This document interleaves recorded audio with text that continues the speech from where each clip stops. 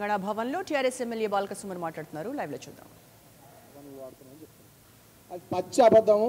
ఆ raft technology మా తెలంగాణలో చాలా చోట్ల వాడుతున్నామని చెప్పి గడిచిన కొన్ని సంవత్సరాలు అది ఉంది ఉనికిలో అని చెప్పి చాలా క్లియర్గా కొన్ని ఎగ్జాంపుల్స్ నిన్న మా ముఖ్యమంత్రి గారు చెప్పినారు.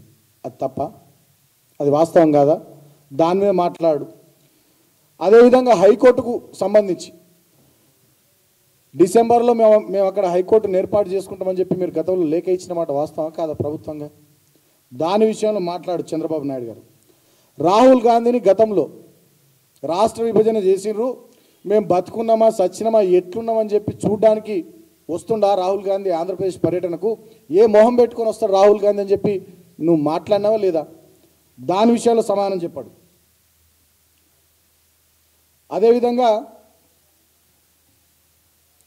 ప్రత్యేక హోదా, ఆంధ్రప్రదేశ్ రాష్ట్రానికి సంబంధించినటువంటి ప్రత్యేక హోదా, ఏపీ రీఆర్గనైజేషన్ యాక్ట్ సెక్షన్ 94 ప్రకారం తెలంగాణ రాష్ట్రానికి పారిశ్రామిక రాయితీలు ఇస్తూ ఉండాలనేటటువంటిది ఉంది. సో మాకు వచ్చే రాయితీలు మాకు వస్తున్నప్పుడు ఆంధ్రకు ప్రత్యేక హోదా ఇస్తే మాకేంటనేటటువంటి భావనతో మేమున్నాం. సో గతంలో కూడా రాజ్యసభలో మా పార్లమెంటరీ పార్టీ నేత కేశవరావు గారు మాట్లాడినారు, మా కవిత గారు లోక్సభలో వారు కూడా మాట్లాడినారు. చాలా సందర్భాల్లో మేము కూడా చెప్పినాం. ముఖ్యమంత్రి గారు కూడా అదే అన్నారు.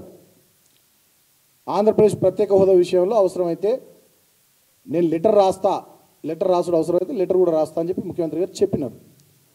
మరి ప్రత్యేక హోదా మీద నీ స్టాండ్ ఏంది? గతంలో ఆంధ్రప్రదేశ్ అసెంబ్లీలోనే ప్రత్యేక ప్యాకేజీకి అనుకూలంగా తీర్మానం చేసి ఆనాడు వెంకయ్యనాయుడు గారిని, అరుణ్ జైట్లీ గారిని, ప్రధానమంత్రి మోడీ గారిని నువ్వు పొగిడినటువంటి విషయం ఆంధ్రప్రదేశ్ అసెంబ్లీ రికార్డ్స్లో లేదా? For more updates, please subscribe 99 TV Telugu.